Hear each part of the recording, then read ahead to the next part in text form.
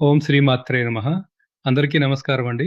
తులారాశి వారికి ఇన్నాళ్లుగా పడుతున్న ప్రతికూలతలు, ఇబ్బందులకు ఇక పూర్తి స్టాప్ పడబోయే అద్భుతమైన సమయం వచ్చేసింది.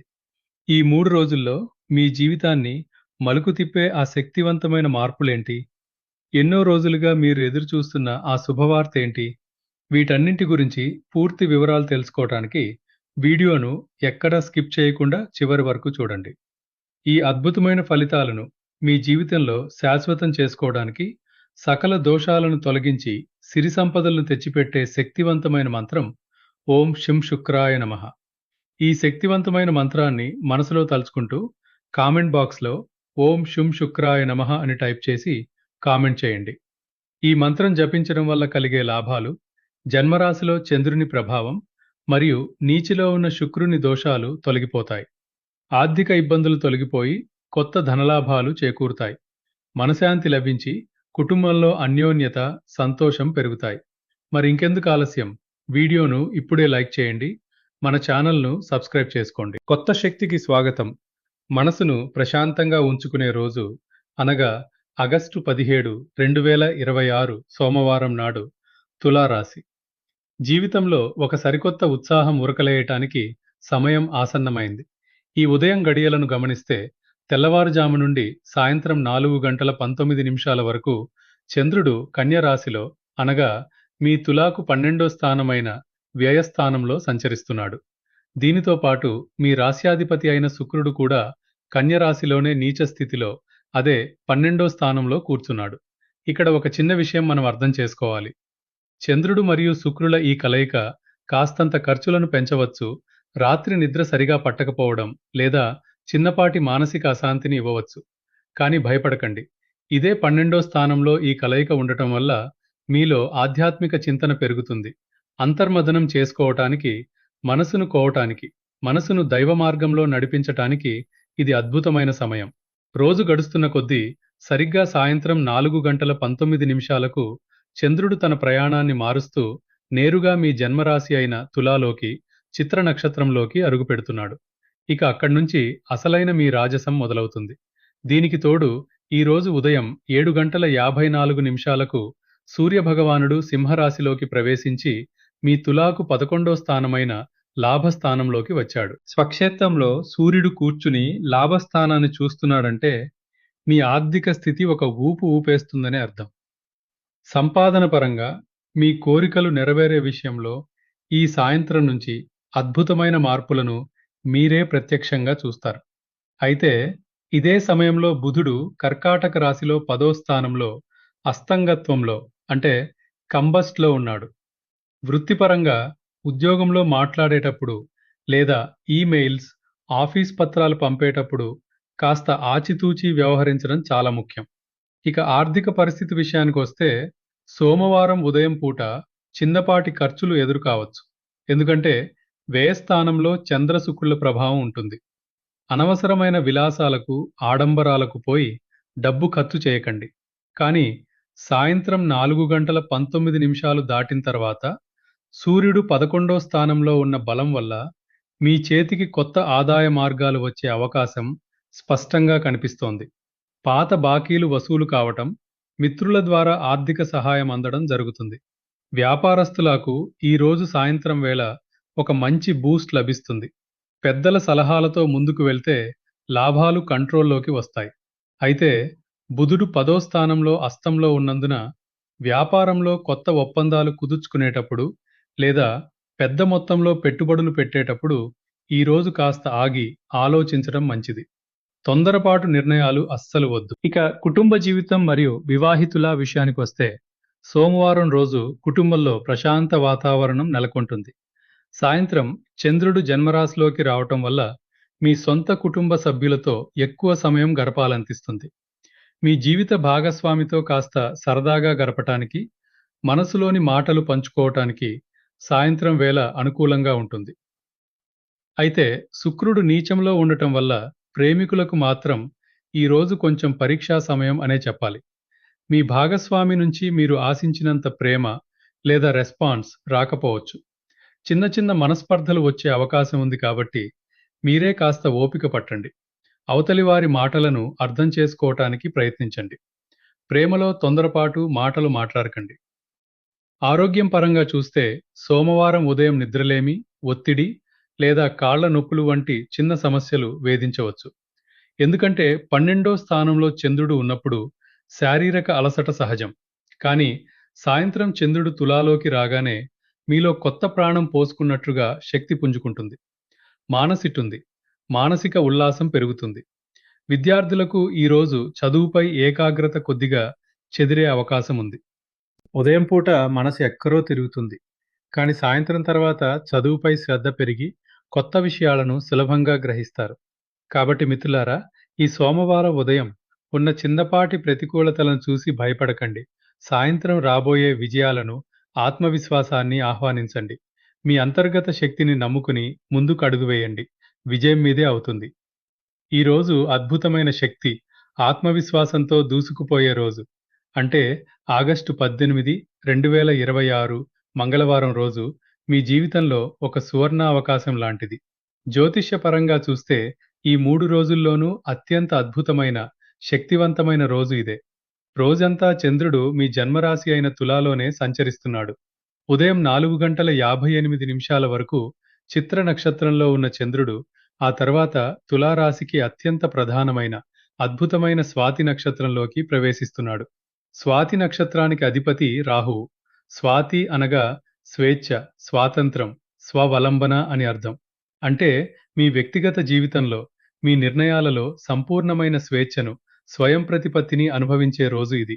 మంగళవారం రోజు జన్మరాశిలో చంద్రుడు, అందున స్వాతి నక్షత్ర సంచారం అంటే మీ దేహంలో, మనసులో అంతులేని ధైర్యం, సాహసం ఉప్పొంగుతాయి. దీనికి తోడు మీ తులాకు 11వ లాభస్థానంలో సింహరాశిలో సూర్యుడు స్వక్షేత్రంలో ఉండి మిమ్మల్ని వెన్నుతట్టి ప్రోత్సహిస్తున్నాడు. అలాగే 6వ స్థానంలో మీనరాశిలో వక్రశని సంచరిస్తూ మీ శత్రువులందరినీ మట్టి కరిపించడానికి సిద్ధంగా ఉన్నాడు. శని 6వ స్థానంలో ఉండటం వల్ల మీకు వ్యతిరేకంగా ఎవరైనా కుట్రలు పన్నుతున్నా అవి వాళ్ళకే తిరగబడతాయి. రోగాలు దూరమవుతాయి. దీర్ఘకాలిక సమస్యలకు పరిష్కారం దొరుకుతుంది. అయితే గుర్తుంచుకోండి, బుధుడు 10వ స్థానంలో అస్తంలో ఉన్నాడు. అలాగే శుక్రుడు కన్యలో నీచంలో ఉన్నాడు. కాబట్టి వృత్తి మరియు ప్రేమ విషయాలలో కొద్దిగా జాగ్రత్త వహించడం తప్పనిసరి. కానీ మీ రాశిలో ఉన్న చంద్రరాహువుల బలం మిమ్మల్ని ఏ కష్టంలోనైనా గట్టెక్కిస్తుంది. ఇక మీ ఆర్థిక పరిస్థితిని పరిశీలిస్తే మంగళవారం నాడు మీకు ధనలాభానికి ఎటువంటి ఢోకా లేదు. 11వ స్థానంలో ఉన్న సూర్య భగవానుడు మీ ఆదాయాన్ని అమాంతం పెంచడానికి తోడ్పడుతున్నాడు. వ్యాపారస్తులకు ఈరోజు నూతన లాభాలు వచ్చే సూచనలు స్పష్టంగా ఉన్నాయి. మార్కెట్లో మీ పేరు, ప్రఖ్యాతులు పెరుగుతాయి. పాత పెట్టుబడుల ద్వారా మంచి రిటర్న్స్ అందుకుంటారు. అయితే శుక్రుడు నీచంలో ఉన్నందున మీ వ్యక్తిగత సౌకర్యాలపై లేదా బట్టలు, ఆభరణాల కొనుగోలుపై అనవసరంగా డబ్బు ఖర్చు చేయకండి. మీ సంపాదనను భవిష్యత్తు కోసం పొదుపు చేయడం ఉత్తమం. అలాగే వ్యాపారంలో ఎవరితోనైనా ఆర్థిక లావాదేవీలు జరిపేటప్పుడు లెక్కలు సరిగ్గా చూసుకోండి. లేదంటే చిన్నపాటి పొరపాటు జరిగే అవకాశం ఉంది. కుటుంబ జీవితం మరియు వివాహితుల విషయానికొస్తే మంగళవారం రోజు మీ కుటుంబంలో సంతోషకరమైన వాతావరణం నెలకొంటుంది. మీ మాటలకు ఇంట్లో విలువ పెరుగుతుంది. మీ పిల్లల నుంచి శుభవార్తలు వింటారు. జీవిత భాగస్వామితో కలిసి ఎక్కడికైనా బయటికి వెళ్ళడానికి లేదా ఒక మంచి భోజనం చేయడానికి ఈరోజు చక్కటి అవకాశం కుదురుతుంది. ఇక ప్రేమికులకు ఈరోజు కొద్దిగా సహనం అవసరం. నీచ శుక్రుని ప్రభావం వల్ల ప్రేమికుల మధ్య చిన్న చిన్న అపార్థాలు రావచ్చు. మీ భాగస్వామి మిమ్మల్ని సరిగా అర్థం చేసుకోలేకపోతున్నారనే భావన కలుగుతుంది. అలాంటి సమయంలో మీరు కాస్త తగ్గి ఉంటే చాలు. బంధం మరింత బలపడుతుంది. ఎమోషనల్ అయ్యి పెద్ద గొడవలకు పోకండి. ఆరోగ్యం పరంగా చూస్తే ఈరోజు మీకు అద్భుతమైన ఆరోగ్యం చేకూరుతుంది.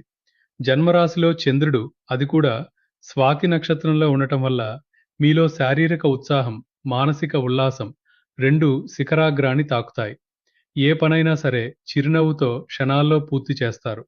రోజంతా చురుగ్గా కదిలిపోతారు. ఇక విద్యార్థులకు ఈరోజు ఒక అద్భుతమైన రోజు.